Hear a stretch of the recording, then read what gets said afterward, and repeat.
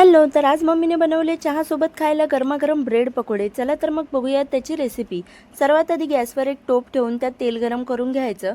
त्यानंतर त्यात फोडणीसाठी मोहरी, जिरं आणि आलं लसूण हिरवी मिरचीची पेस्ट घालून मस्तपैकी परतून घ्यायचं.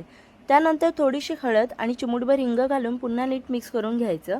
छान फोडणी झाली की त्यात 2 ते 3 मध्यम आकाराचे उकडून स्मॅश केलेले बटाटे घालायचे आणि भाजी छानपैकी एकजीव करून घ्यायची. त्यानंतर त्यात चवीनुसार मीठ आणि बारीक चिरलेली कोथिंबीर घालून छान मिक्स करायचं आहे आणि मस्त अशी बटाट्याची भाजी तयार करून घ्यायची आहे.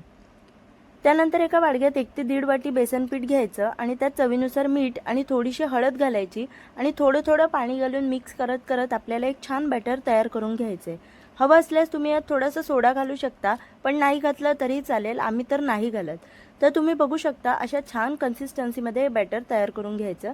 त्यानंतर एक ब्रेडचा स्लाइस घेऊन त्यावर बटाट्याची भाजी नीट पसरून घ्यायची आणि वरून दुसरा ब्रेड स्लाइस ठेवून हलका प्रेस करून घ्यायचं आणि मग याला आपल्याला पाहिजे त्या शेपमध्ये कट करून घ्यायचं आहे.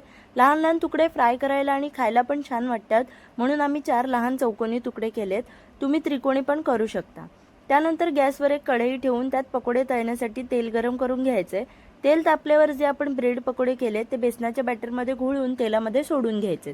सगळे तुकडे अशाच पद्धतीने तेलामध्ये सोडून घ्यायचे आणि त्यांना सगळ्या बाजूनी छान गोल्डन ब्राऊन कलर येईपर्यंत आपल्याला तळून घ्यायचे आणि छान फ्राय करून त्यांना काढून घ्यायचे.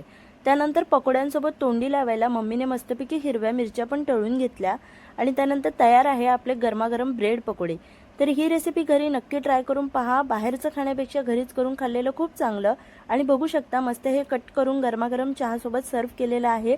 रेसिपी कशी वाटली कमेंटमध्ये नक्की कळवा आणि व्हिडिओ आवडला असेल तर लाईक शेअर सबस्क्राईब करा. Bye bye.